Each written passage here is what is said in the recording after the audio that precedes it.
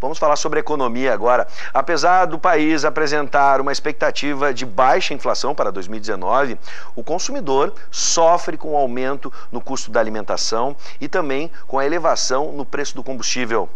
Porto Alegre é a terceira capital com a cesta básica mais cara do país. Ontem a Petrobras anunciou o segundo aumento consecutivo no preço da gasolina. Para analisarmos os porquês da alta nos preços desses itens tão importantes no orçamento das famílias, nós vamos conversar agora com o economista e professor Cássio Moreira. Boa noite. Bem-vindo, professor. Boa noite. Primeiro, eu acho extremamente importante essa palavra que tu trouxe agora, do porquê, né?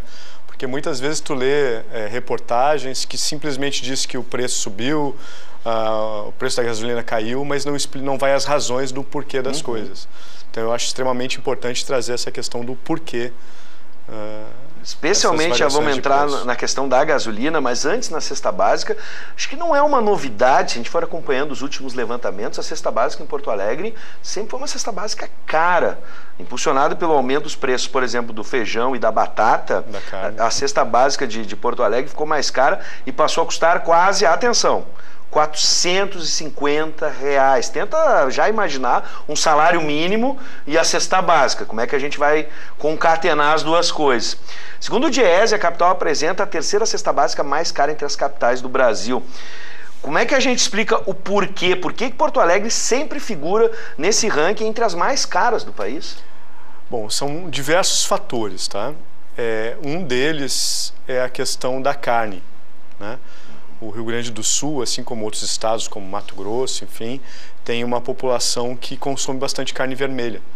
E a carne vermelha acaba tendo um preço maior e pelo menos a quantidade de carne é consumida aqui mais do que em alguns outros estados, porque na verdade a metodologia é dividida por regiões. Não necessariamente as regiões Sudeste e Sul, mas alguns estados compõem a região 1, região 2, região 3, etc. E aí, dependendo do perfil de cada região, tem um consumo maior ou menor de carne. E o Rio Grande do Sul está nesses que mais consome carne. Outra coisa também que afeta, que é uma coisa mais peculiar, é a questão da batata também, né, que acaba também afetando a elevação dos preços. Mas mais do que essas questões, tem uma outra questão que é pouco debatida, que é a questão da estrutura mais de oligopólio que é formado o setor de varejo no Brasil, especialmente em Porto Alegre. Ou seja, na verdade é quase que um oligopólio bilateral. O que seria um oligopólio bilateral para o telespectador? Na verdade, nós temos poucas empresas que vendem os produtos, são poucos supermercados, se concentram em 2, 3 grandes grupos, e também são poucos compradores dos fornecedores, que são esses mesmos supermercados. Então, tu tem o oligopólio dos dois lados. O consumidor, quando vai comprar, é só lembrar qual foi o último supermercado que vocês foram fazer as compras. Geralmente vem 2, 3 nomes na cabeça. É verdade. E também, quando tu vende um produto, se tu não vender, se tu brigar com esses 3, tu quase não vende para ninguém. Sim. Então, tem esse fator também que... Porque a AGAS, a Associação Gaúcha dos Supermercados, justifica pela carne, por exemplo. Fala sobre a carne vermelha, o consumo, como tu bem disseste no início. Agora, quanto ao oligopólio, não há uma manifestação sobre, né, a concorrência. Porque, na verdade, o que acontece? Quando tu tem um ambiente concorrencial, as empresas vão crescendo e vão adquirindo, né, se não tiver nenhuma regulamentação mais forte, elas vão acabando concentrando o mercado. Por um lado, isso pode ser bom porque daqui a pouco uma empresa com uma maior escala pode conseguir preços menores. Mas, por outro lado, também, quanto mais concentrado o mercado, mais poder sobre o preço as empresas têm.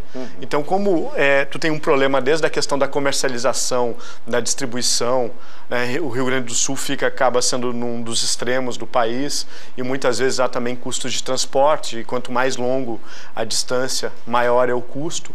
Então, todas essas questões fazem com que o Rio Grande do Sul, especialmente Porto Alegre, acabe sempre ficando entre uma dessas regiões mais altas, né, da cesta básica. Bom, o valor, para você ter uma ideia, como eu disse no início da conversa, para você ir calculando, é 1,88% maior do que o obtido em janeiro, né? Representa 49% do salário mínimo líquido nacional, segundo o DIEESE. Agora vou tentar entender, você imagina o que isso acontece, né? Como é que isso fecha na conta aí de você aí de casa. Agora, vamos tentar entender por que o Brasil, que é um dos grandes produtores de alimentos do mundo, tem uma alimentação tão cara, especialmente aqui no Sul. Um dos fatores pode ser essa distância, esse país continental que a gente tem, o custo do transporte, a infraestrutura hoje de mobilidade para essa produção é limitada e acaba encarecendo? Na verdade, é um conjunto de elementos. Além desses que tu falou com bastante propriedade, né, a questão da logística, o Brasil ainda tem um custo de transporte muito alto, grande parte do transporte é feito por rodovia, e a gente teria um potencial enorme das ferrovias. Muito do desenvolvimento norte-americano é baseado nas ferrovias, leste a oeste, norte a sul. Mas também tem uma outra característica que tem se mostrado cada vez mais, a área de produção muitas vezes tem começado a ser deslocada, por exemplo, a questão do feijão. Tu tem um deslocamento das pessoas deixando de plantar feijão e começar a plantar soja, trigo, coisas que são commodities e que acabam tendo um viés de exportação. Então, muitas vezes, uma área acaba sendo plantada mais para um produto que é exportado do que daqui a pouco que poderia servir para alimentar, né, a população. A produção local próxima aqui, soja, por exemplo, lidera. Então isso que acaba acontecendo também, né? Sim. Então, na verdade, são vários fatores. Às vezes, desde quebra de safras, questões climáticas, que são questões mais conjunturais, assim como questões mais estruturais, que é a nossa estrutura de logística, de distribuição, os intermediários que vão ganhando fatias, né, até chegar, e a estrutura de varejo, que é extremamente oligopolizada, tanto na ponta com o fornecedor, quanto na outra ponta com o consumidor, que a gente chama de oligopólio bilateral. Um pouco desse raciocínio a gente pode transportar para a gasolina, de certa forma, que tem os seus intermediários. A Petrobras estabelece o preço, temos a distribuidora até chegar ao posto de gasolina. A Petrobras aumentou pelo segundo dia seguido o preço da gasolina.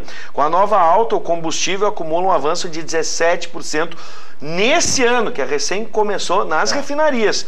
Como é que a gente pode entender esse vai e vem? São questões macro, exteriores, que a gente tem para definir o preço da gasolina, além dos intermediários? Também. Há uma certa debate em relação à política praticada pela Petrobras, especialmente no atual governo e no anterior do Temer, em contrapartida com os outros governos, que a Petrobras está meio que seguindo a linha da variação dos preços do petróleo. Então, se há um aumento do petróleo, há um impacto também no aumento da gasolina, do diesel, etc. Então, uma das coisas é isso. A outra questão também, a gente tem uma concentração nesse mercado, né, desde a questão da distribuição, da produção, enfim. Mas também tem uma variável significativa para explicar um pouco esse avanço no Rio Grande do Sul por dois fatores. Por exemplo, se tu comparar o pessoal que viajou para Santa Catarina, vê que o custo da gasolina em Santa Catarina é mais barato do que no Rio Grande do Sul, por causa principalmente do ICMS, do imposto, né? Então, o nível de imposto é diferente. Isso traz uma outra discussão que daqui a pouco seria salutar trazer, que daqui a pouco ICMS iguais, né? Enfim, mas esse é outro debate. Então, essa questão do imposto do ICMS acaba afetando o preço da gasolina, mas tem uma outra variável que pouca gente fala. O Rio Grande do Sul, especialmente Porto Alegre, é uma cidade que ela não tem praia, né? E tem um lago, que chamam de rio, que acaba não sendo balneável, infelizmente. Então, muita gente no verão acaba viajando, né? Porto Alegre acaba ficando deserta nos finais de semana, praticamente, porque o pessoal vai para a praia, né? Nosso litoral. Então, o que acontece? Durante fevereiro, os postos, até porque tem uma queda da demanda, porque muita gente está viajando, os postos acabam podendo diminuir um pouco as suas margens, e em março, que está todo mundo voltando da praia, voltando do carnaval, enchendo tanque, gasolina, isso, aquilo, tem um aumento, a demanda volta, e aí essa pressão de demanda acaba também fazendo com que até o dono do posto acabe meio que recuperando um pouco aquela margem que ele teve que diminuir para vender, lá em fevereiro, em janeiro, ele aumenta em março justamente porque aumenta a demanda. Então esse é outro fator importante em conjunto com os outros para explicar um pouco o aumento de preço da gasolina em Porto Alegre. Bom, rapidamente, a gente tem pouco tempo, mas na tua concepção a Petrobras deveria manter essa política de preços? E uma outra questão é se nós podemos contribuir na medida em que a gente possa fazer pesquisas, né, de preços saindo das grandes redes que dominam, no caso dos supermercados, e até mesmo os postos de gasolina. Gasolina até tem aplicativo hoje que tu consegue ver, né, o valor da gasolina e tal. Bom, a minha opinião, né, embora tenha economistas que sempre... tu pode fazer 10 perguntas para 10 economistas, provavelmente vai ter perguntas diferentes. Sim. Mas na minha visão particular, eu acho que essa política ela não é a mais acertada. Eu acho que a Petrobras tinha que ter uma estimativa de custos e em cima dessa estimativa de custos acabar colocando a sua margem de lucro, né? Então, na verdade, eu acho que é uma política errada, mas enfim, há outras pessoas que pensam diferente. Perfeito. Professor Cássio Moreira, seja sempre bem-vindo e obrigado pelas dicas e informações, para pelo menos a gente saber aonde está pisando. Seja sempre bem-vindo. Obrigado.